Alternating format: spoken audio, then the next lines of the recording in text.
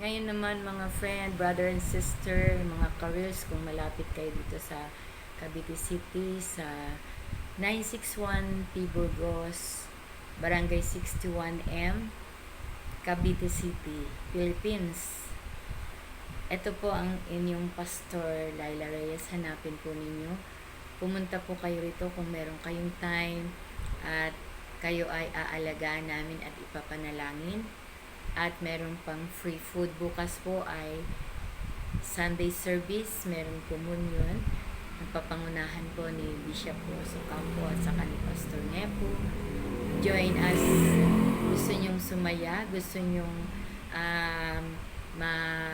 wala ang inyong mga depressed. Kasi ang depression kapag nasa bahay lang kayo, umaatake yan. Kailangan meron kayong nakikitang mga tao, lalo na yung nakakarinig ng salita ng Diyos. Kailangan lumalabas kayo at gagalaw ang inyong katawan. Hindi po kailangan na magmumuk. At meron po tayong worship na nagpapasaya ng ating mga kaluluwa. At habang nag-worship tayo, mapupuno ka ng kagalakan, kapayapaan, at inaalis yung mga karamdaman. Hinuhugot ka mula sa kadiliman kapag ikaw ay umaawit, sumasamba ng buong puso. Kailangan galing sa puso mo yung mensahe ng awit na inaawit. At higit sa lahat, kaya ka pupunta sa church, kailangan mo ng unity, ng pagkakaisa na lumalapit sa Panginoon ng galing sa puso mo pa rin, dahil ang pagpunta sa church ay isang mabuting bagay para sa ating mga kaluluwa at ating buhay, para tayo ay makaranas ng saya na hindi po agad-agad yan nawawala.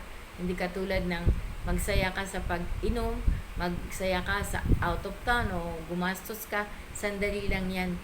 Sandali lang ang saya niyan. Pag uwi mo, malungkot ka na naman. Hindi katulad ng uma-attend ka, sumasamba ka, at nakarinig ka ng Word of God, nakapagpuri ka sa Diyos, nakasayaw ka, nakakanta ka, at ikaw ay ipinanalangin. Pag uwi mo, punong-puno ka ng pag-asa, punong-puno ka ng kasiyahan, kagalakan sa puso, punong-puno ka ng kapayapaan. At siyempre, yung kaligtasan, napaka-importante. Invited po kayong lahat dito sa Bible Faith Center in front of Post Office, BN. Ang address nito ay 961 P. Burgos, Barangay 61M, Cavite City, Philippines. Ito ang inyong pastor, Laila Reyes.